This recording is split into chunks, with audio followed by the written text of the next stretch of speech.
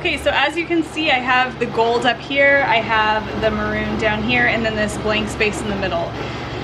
Now what I'm thinking I want to do is I want to incorporate some speckles in the gold space, and then a kind of a splotchy application of color in the white space to represent that kind of strange terracotta, like melon color of the face of this mask. I want to try and kind of bring that out in here, and then all of these little jewel toned colors that you see in here, I want to try and bring that out in this gold area as well, and bring some of it down into this white space. I'm not exactly sure how that's going to translate onto the yarn yet, but I am confident. I think it'll be very pretty.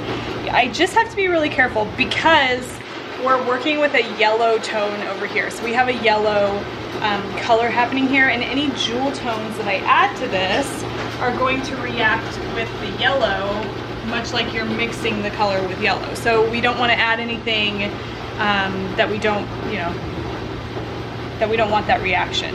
We don't want to add anything that would look not so nice with that, combination. So we want to add jewel tones over here that would look nice on top of a yellow with a little bit of a yellow undertone to them. So keeping that in mind. Here, I'm thinking I want to do maybe like a terracotta color, a light terracotta, kind of like a melon combination, and apply the liquid dye stock to the top of this and see how that comes out. So I'm actually going to tackle that first. So let's go ahead and tackle this middle portion first.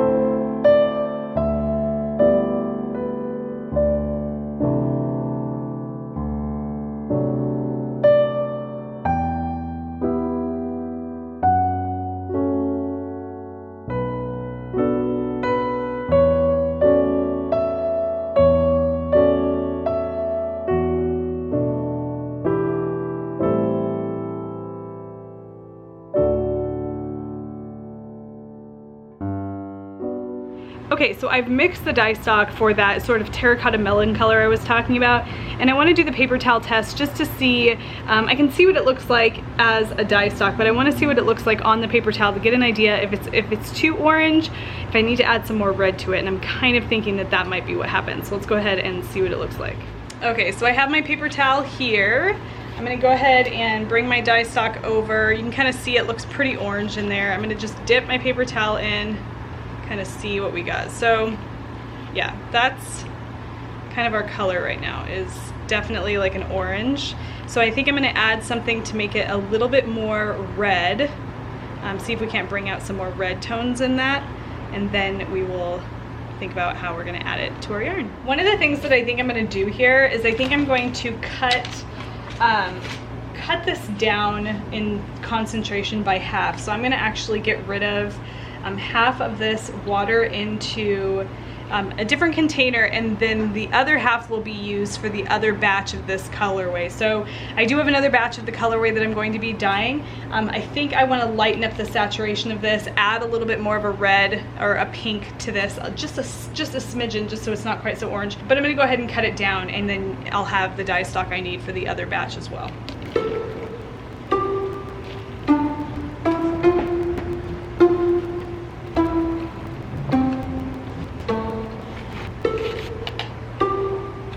All right, let's go ahead and compare colors right now.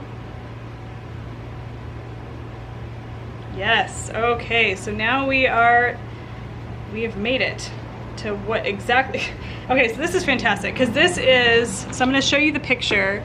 So here is the picture, you can see the mask right there. This is kind of the orange color that we had previously, and then the new one here, this more red color, is what I just managed to get, and it is much closer.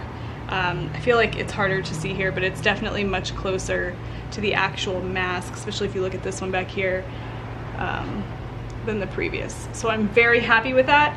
I'm going to, like I said, add some water to this to decrease the saturation just a bit, and then I think we are off to the races.